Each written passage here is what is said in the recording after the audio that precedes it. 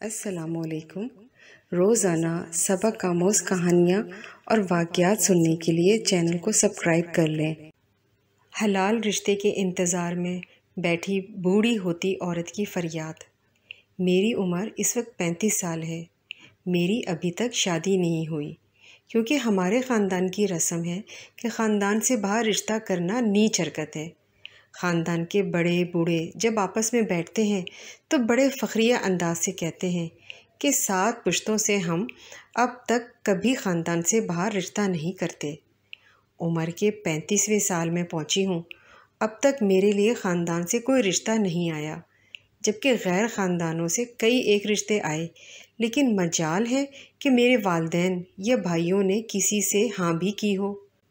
میرے دلی جذبات کبھی اس حد تک چلے جاتے ہیں کہ میں راتوں میں چیخ چیخ کر آسمانوں کو سر پر اٹھاؤں اور دھاڑے مار مار کر والدین سے کہوں کہ میرا گزارا نہیں ہو رہا، خدارا میری شادی کرا دے۔ اگرچہ کسی کالے کلوٹے چور سے ہی صحیح، لیکن حیا اور شرم کی وجہ سے چپ ہو جاتی ہوں۔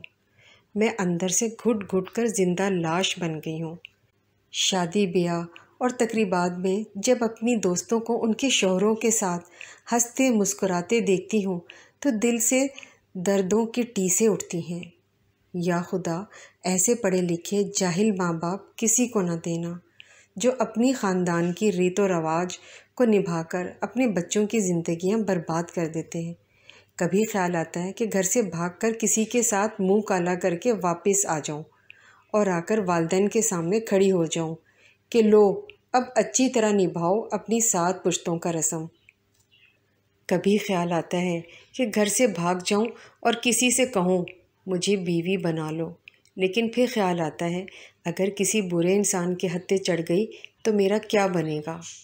میرے درد کو مسجد کا مولوی صاحب بھی جمعے کے خطبے میں بیان نہیں کرتا۔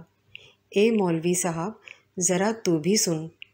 رات کو جب ابا حضور اور اماں ایک کمرے میں سو رہے ہوتے ہیں، بھائی اپنے اپنے کمروں میں بھابھیوں کے ساتھ آرام کر رہے ہوتے ہیں، تب مجھ پر کیا گزرتی ہے وہ صرف میں اکیلی ہی جانتی ہوں۔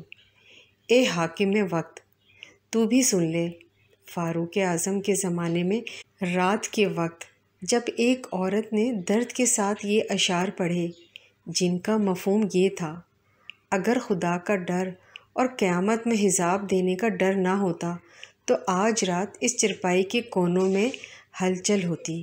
فاروق اعظم نے جب اشعار سنے تو تڑپ اٹھے اور ہر شوہر کے نام حکم نامہ جاری کیا کہ کوئی بھی شوہر اپنی بیوی سے 3 مہینے سے زیادہ دور نہ رہے۔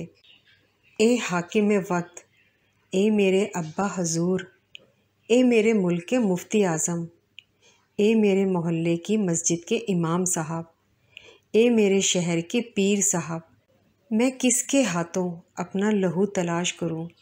کون میرے درد کو سمجھے گا؟ میری عمر 35 سال گزر گئی، لیکن میرے ابا کا اب بھی وہی رٹ ہے کہ میں اپنی بچی کی شادی خاندان سے باہر ہرگز نہیں کروں گا۔ اے خدا، تو گواہ رہنا، بے شک تو نے میرے لیے بہت سے اچھے رشتے بھیجے، لیکن میرے گھر والوں نے وہ رشتے خود ہی ٹھکرا دیے۔